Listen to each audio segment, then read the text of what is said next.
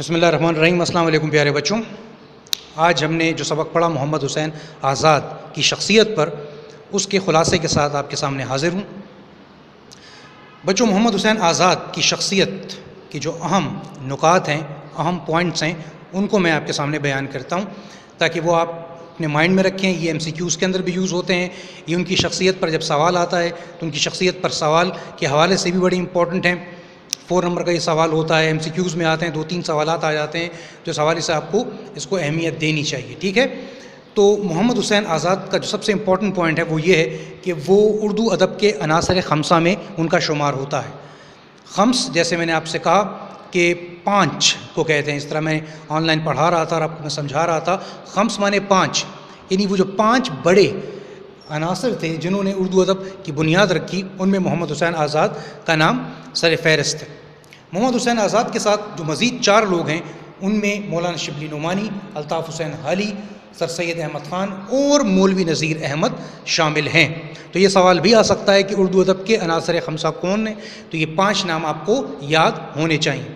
پھر ہم نے یہ پڑھا کہ محمد حسین آزاد کی سن ولادت کب ہوئی تھی؟ 1830 میں۔ سن وفات کب ہوئی تھی؟ 1910 میں۔ ان کی ادبی حیثیت کیا تھی؟ تو وہ انشاء پرداز تھے۔ انشاء پرداز یعنی مضمون نگاری کہنا، ایسا مضمون جس میں انسان اپنے خیالات کا بھی بیان کرتا ہے، اس کی اپنی تحقیق بھی شامل ہوتی ہے، تو اس کو کہتے ہیں انشاء پرداز۔ پرداز کہتے ہیں لکھنے والا۔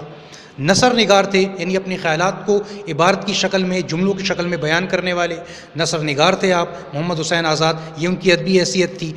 تمثیل نگار بھی تھے۔ تمثیل نگار کسے کہتے ہیں؟ یعنی اپنے خیالات کو اپنے تصورات کو الفاظ کی شکل دے کر بیان کرنا تمثیل نگاری کہلاتی ہے۔ تو تمثیل نگار بھی تھے آپ۔ آپ کا لقب جو تھا، لقب وہ نام جو عوام آپ کے کسی کارنامے پر، آپ کی شخصیت کے کسی نمایاں پہلو کی وجہ سے آپ کو دے، وہ لقب کہلاتا ہے۔ تو آپ کو آقائے اردو کہا جاتا تھا۔ بچوں یاد رکھیں، جس طرح مولوی عبدالحق کو بابائے اردو کہا جاتا ہے، اسی طرح محمد حسین آزاد کو آقائے اردو کہا جاتا ہے۔ آقائے اردو مراد یہ، وہ آقا کہتے ہیں بڑے کو، سب سے بڑا۔ تو اردو میں ایک بڑا مقام رکھنے والے، جس میں انہوں نے اپنی نثر کو ایک نیا انداز دیا، جس طرح انہوں نے اپنے خوبصورت الفاظ کے ذریعے اپنے معنی و مطلب کو بیان کیا، تو یہ جو ہے اس وجہ سے ان کو آقائے اردو کہا جاتا ہے۔ جس طرح انہوں نے الطاف حسین حالی کے ساتھ مل کر جدید مشاعرے کی بنیاد رکھی، اس کی وجہ سے ان کو آقائے اردو کہا جاتا ہے۔ جس طرح انہوں نے نظم کو، شاعری کو، غزل کو مسلمانوں کے مسائل بیان کرنے کے لیے استعمال کیا، اس وجہ سے ان کو آقائے اردو کہا جاتا ہے۔ اس کے علاوہ ان کی جو اہم تصانیف ہیں، ان میں آتا ہے آب حیات، دربار اکبری، نرنگ خیال، سخندان فارس اور نگارستان فارس، ٹھیک ہے بچوں۔ تو اس کے علاوہ ہم جب آتے ہیں سبق کی طرف آ جاتے ہیں، جو ڈیٹیل میں ہے وہ کچھ یوں ہے کہ محمد حسین آزاد جو پیج 27 پر آپ کی کتابوں میں، کورس کی کتابوں میں، کہ آپ کہاں پر پیدا ہوئے؟ آپ دہلی میں پیدا ہوئے۔ ان کے والد کا نام کیا تھا؟ باقر علی۔ باقر علی کی شہرت کس وجہ سے تھی؟ کہ انہوں نے دہلی سے اردو اخبار نکالا تھا۔ یہ بہت امپورٹنٹ MCQs ہیں بچوں۔ ان کے والد کا نام مولوی باقر علی تھا، جو اپنے دور کے بہت بڑے عالم تھے۔ ان کے پاس دین کا علم بھی تھا اور دنیا کا علم بھی موجود تھا۔ دہلی سے اردو اخبار نکالتے تھے، ٹھیک ہے۔ یہ بڑا امپورٹنٹ MCQs ہے۔ اس اردو اخبار میں انہوں نے 1857 کی جب جنگ آزادی ہوئی انگریزوں کے خلاف، تو انہوں نے اس اخبار کو استعمال کیا تھا مسلمانوں کو جہاد کرنے کے لیے آمادہ کرنے پر۔ تو اس وجہ سے ان کو جب 1857 کی جنگ ہم ہار گئے تھے، تو اسی وجہ سے مولوی باقر علی کو انگریزوں نے سزائے موت بھی دی تھی۔ بہرحال آزاد کو دہلی کالج میں تعلیم پائی تھی۔ انہوں نے شاعری کے اندر کس سے اصلاح حاصل کی؟ شیخ ابراہیم ذوق سے انہوں نے شاعری کے اندر اصلاح حاصل کی، گائیڈنس حاصل کی تھی۔ 1857 کے ہنگامے میں ان کا گھر بار لٹ گیا یعنی برباد ہو گیا۔ انگریزوں نے ان سے یہ گھر چھین لیا۔ ان کی معاشی حالت بڑی خراب ہو گئی تھی، روپے پیسے کی حالت بڑی خراب ہو گئی تھی، اور ان کے والد کو انگریزوں نے موت کی سزا دے دی تھی۔ جس طرح میں نے بتایا آپ کو، اردو اخبار نکالتے تھے اور انگریزوں کے خلاف استعمال کرتے تھے، اس لیے ان کے والد کو انگریزوں نے موت کی سزا دی۔ آزاد چھپتے چھپاتے اپنی جان کو بچاتے ہوئے لاہور پہنچ گئے، انگریزوں سے اپنی جان بچاتے ہوئے لاہور پہنچ گئے. بڑا امپورٹنٹ MCQs ہے، اس کو انڈر لائن کیجئے. جب انگریزوں نے عام معافی کا اعلان کر دیا تو انہوں نے محکمہ تعلیم میں ملازمت اختیار کر لی. گورنمنٹ کالج لاہور میں وہ پروفیسر رہے. درسی کتب لکھنے کا کام ان کے سپرد ہوا. آزاد نے حالی کے ساتھ مل کر جدید مشاعروں کی بنیاد ڈالی.